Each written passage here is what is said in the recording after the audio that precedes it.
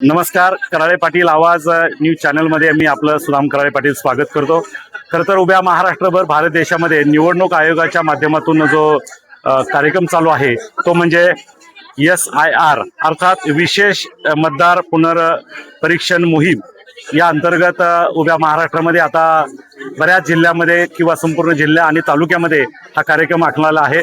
आणि या माध्यमातून आपण पाहतोय राजगुरुनगर शहरामध्ये आपण हुतात्मा राजगुरू विद्यालय राजगुरुनगर या ठिकाणी जो कॅम्प आहे किंवा जे या ठिकाणी मतदार येत आहेत त्यांच्याशी आपण आता पाहणार आहोत, त्यांच्याशी चर्चा करणार आहोत.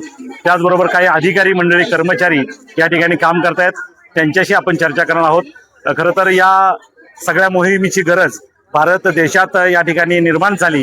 त्याचं कारण असं नुकत्याच निवडणुका झाल्या, निवडणुकामध्ये दुबार मतदार आपल्याला आढळले. त्याचबरोबर एकाच नावाचे 5-5 ठिकाणी मतदान केल्याचे देखील काही पुरावे या ठिकाणी महाराष्ट्रात आपल्याला पाहायला मिळाले. किंवा भारत देशात ह्या गोष्टी घडू नये याकरिता शासनानं निवडणूक आयोगानं योग्य ती दखल घेतली आणि आता खऱ्या अर्थाने ही मोहीम चालू झाली.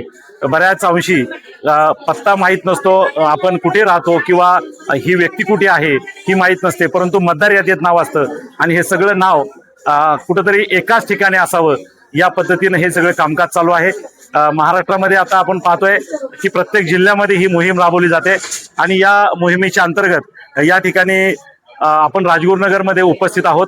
कशा पद्धतीने कामकाज चालू आहे, काय त्याचा एकूणच मतदारांना त्याचा लाभ मिळतोय, मतदारांची भूमिका काय, मतदारांचं समाधान होतंय की नाही, या सगळ्या गोष्टी आपण अधिकारी किंवा कर्मचारी या ठिकाणी आहेत त्यांच्याकडे जाऊया.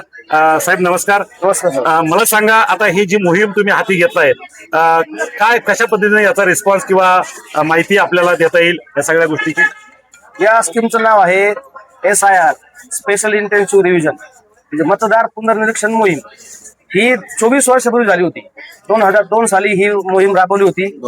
त्यांचा बराच गॅप पडलेला आहे आणि आता दुबार नाव काही एका वॉर्डमध्ये 2-2, 3-3 नावं आहेत किंवा वॉर्ड बदलून पण नावं आहेत किंवा काही मयत जे आहेत त्यांची पण नावं आलेली आहेत. म्हणून त्या मयताचा दाखला घेऊन आपण ती नावं कट करतोय आणि जे दुबार नाव आहेत ते सुद्धा कट करतोय. आता आपल्या तालुक्याच्या बाहेर जिल्ह्याच्या बाहेरची काही नावं आहेत ती कशा पद्धतीने त्याचं मॅपिंग त्याचं आहे ना 2-3 महिन्यापूर्वी आम्ही मॅपिंग केलं.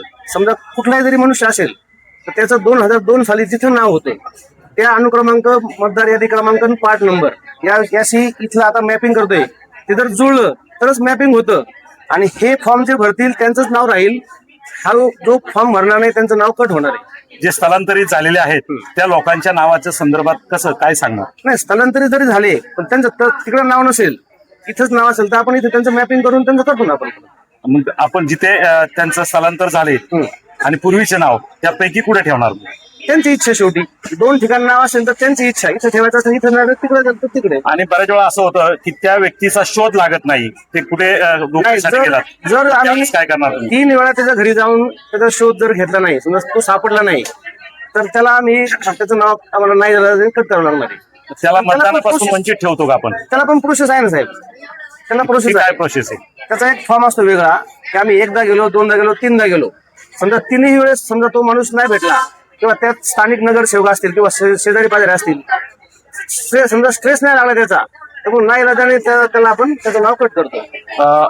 एखादी व्यक्ती कॉम्प्युटराइज जे फिडिंग होतं कामाचं नावाचं तर ते जर सर्च केलं तर महाराष्ट्रात पुढे मतदान करतो याचा शोध लागतो. देशामध्ये कुठले आपल्याकडे जे ECI नेट म्हणून एक ऍप आहे ना, त्याचं नाव कुठं आहे हे सगळं आपल्याला कळतं त्याने ऍपवर. म्हणजे तो व्यक्ती वंचित राहू शकणार, वंचित नाही राहू शकत, कुठेतरी तो मतदान. त्याला कोण ना कोण BLO शोधणारच. आता एकूणच जाता एक विचाराल मी, जी मोहीम शासनाने हाती घेतली किंवा निवडणूक आयोगानं ती कशासाठी घेतली की दुबार मतदार किंवा बोगस मतदान रोख व्हावा, याच्यापासून हा 100% फायदा होईल असं वाटतं? 100% फायदा होणार, 100%. तर माझ्याच वॉर्डमध्ये 960 नावं आहेत, कमीत कमी त्यातले 150 ते 200 नाव कट होणार आहे. कारण मयत आणि दुबार आणि स्थलांतरित आणि जे सापडतेच नाही त्यांची वर्षानुवर्ष नावं जी आहेत ना ते आता कट होणार. हे सगळं करत असताना तुमच्या टीमला तुम्ही एरवी म्हणजे आता निवडणूक आयोगाला मदत करताय, पण एरवी कुठल्या खात्यामध्ये तुम्ही काम करताय की जी लोक इथे कामाला लावलेत? मी एक शिक्षक आहे, मी हायस्कूलला शिक्षक आहे. मी सकाळी 7 ते 1:15 पर्यंत शाळा करतो, पण शाळेने आम्हाला थोडी सवलत दिलेली आहे. 12:30 वाजता तुम्ही ह्या कामाला जा. हे एक राष्ट्रीय कर्तव्य आहे आमचं. शेवटी कोणी चांगलं काम केलंच पाहिजे की नाही. तर हे चांगलं काम, राष्ट्रीय काम म्हणून आम्ही करतो.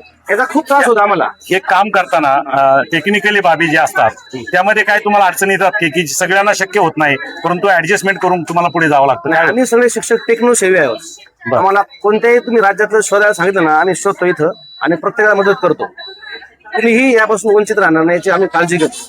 तुमच्या बरोबरीनं जे संलग्न कर्मचारी किंवा जे जबाबदारी माणसं दिलेली आहेत, तर त्या व्यक्तींना तेवढं ज्ञान त्यातलं पूर्वी ट्रेनिंग वगैरे दिले? ट्रेनिंग दिली ना सर, स्वतः प्रांत साहेबांनी ट्रेनिंग दिले. किंवा आमचे बरेचसे ग्रुप आहेत, ज्या व्यक्तीला जी अडचण येईल ती फक्त त्या टाकायची, दुसऱ्या मिनिटाला लगेच त्याचं उत्तर येतं. त्यासाठी तहसीलदार, प्रांत साहेब. आतापर्यंतच्या या कामकाजामध्ये हा जो काही रिझल्ट आहे किंवा ते कामकाज आहे, किती टक्क्यावर आतापर्यंत पोहोचले असं मला? नाही, याची माहिती तुम्हाला प्रांत साहेब किंवा तहसीलदार किंवा आमच्या वरिष्ठ आहेत. आता तुमच्या एरियामध्ये किंवा तुमच्या विभागाला जे कामकाज दिले ते किती संख्यांसाठी दिले? आता माझ्याकडे 145 नंबरचा वॉर्ड आहे, त्यात 960 लोकसंख्या आहे. लोकसंख्या हो. आता या किती माधवनगर पासून तर सातकर स्थळापर्यंत पूर्ण एरिया आहे. माझं जवळजवळ 50% काम पूर्ण झाले. म्हणजे अजून 50% बाकी आहे. जनजागृती लोकांपर्यंत झाली पाहिजे, किंवा लोकांनी स्वतःहून अप्रोच झाले पाहिजे आम्हाला, किंवा नगरसेवकांनी असे कॅम्प भरवले पाहिजेत. या कामी नगरसेवक वगैरे स्थानिक तुम्हाला नेते मंडळी कार्यकर्ते मदत मदत करतात. करतात? सगळ्यांची मदत निश्चित होते सगळ्यांची मदत निश्चित. आणि त्यामुळे हे सगळं काम पुढे चाललंय. हो हो. खरं तर आपण ऐकलंय की निवडणूक आयोगाच्या माध्यमातून जे युद्ध पातळीवर काम हाती घेतलंय, त्या कामासाठी अधिकारी, कर्मचारी आणि स्थानिक कार्यकर्ते, समाजसेवक किंवा जे काही पूर्ण जे काम करणारे नगरसेवक असतील किंवा ग्रामपंचायत सदस्य असतील, ही सगळी मंडळी या कामामध्ये मदत करतात. निश्चित बघूया उद्याच्या काळामध्ये आपणाला जे सत्य आहे किंवा जे मतदार एकाच ठिकाणी आहे, अशाच मतदाराला एकाच ठिकाणी मतदान करता येईल, ही आशा आपण व्यक्त करूया. आलेल्या आणि या सगळ्या मतदारांचे देखील हीच भावना आहे, उद्याच्या काळात आम्हाला योग्य ठिकाणी जिथं नाव आहे तिथंच मतदान करायला मिळावं, त्याचबरोबर बोगस मतदान थांबावं, अशी भावना या ठिकाणी व्यक्त केली जाते. कॅमेरामॅन आदरणीय सोनवणे सह सुदाम कराळे पाटील आवाज, राजगुरुनगर. धन्यवाद. हे बोंबले, तर अनिता अनिल बोंबले आणि अनिल लक्ष्मण बोंबले, तर हे आम्हाला ऍप दिलेलं आहे. त्या ऍपवर आपल्याला सर्च करता येतं, नाव टाकलं. पण कोणाची सरांनी